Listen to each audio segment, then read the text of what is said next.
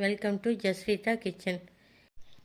இப்போ நம்ம பச்சை சுண்டைக்காய் வச்சு காரக்குழம்பு செய்வது எப்படி பார்க்கலாம். அதுக்கு தேவையான பொருட்கள்: வெங்காயம், தக்காளி, சுண்டைக்காய், புளி, குழம்பு மிளகாத்தூள், தாளிப்பு வடகம், கருவேப்பிலை, உப்பு. சுண்டைக்காயை 2 முறை கழுவி எடுத்துக்கலாம்.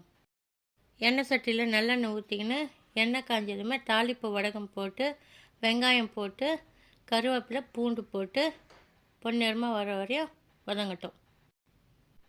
இப்போ சுண்டைக்காய் போட்டு கொஞ்ச நேரம் எண்ணெயிலே வதங்கட்டும். கொஞ்சமாக உப்பு போட்டு வதக்கிக்கலாம். அது வதங்கிற நேரத்தில் புளி கரைச்சி வச்சுக்கலாம். இப்போ வதங்கிடுச்சு, தக்காளி போட்டுக்கலாம். இப்போ தக்காளி வதங்கிறதுக்காக மஞ்சள்தூள், உப்பு போட்டு கொஞ்ச நேரம் தட்டு போட்டு மூடி வைக்கலாம். இப்போ எல்லாமே நல்லா வதங்கி வந்துச்சு. தேவைக்கேற்ப குழம்பு மிளகாத்தூள் போட்டு கொஞ்ச நேரம் பச்சை வாசனை போகிற வரையும் தட்டு போட்டு மூடி வைக்கலாம்.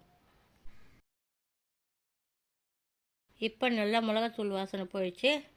புளி தண்ணி ஊற்றிக்கலாம். இப்போ புளி தண்ணியோடு நல்லா கொதிக்க விடலாம். இப்போ நல்ல ஆரோக்கியமான சுண்டைக்காய் காரக்குழம்பு ரெடி. சுண்டைக்காய் ஜீரணத்துக்கும் ரத்தத்தில் உள்ள சுகரை குறைக்கிறதுக்கும் நல்லது. உங்களுக்கு எங்கள் பார்த்து தந்துட்டு பிடிச்சிருக்கோன்னு நினைக்கிறேன். சப்ஸ்கிரைப் பண்ணிட்டு பெல் பட்டனை ப்ரெஸ் பண்ணுங்கள்.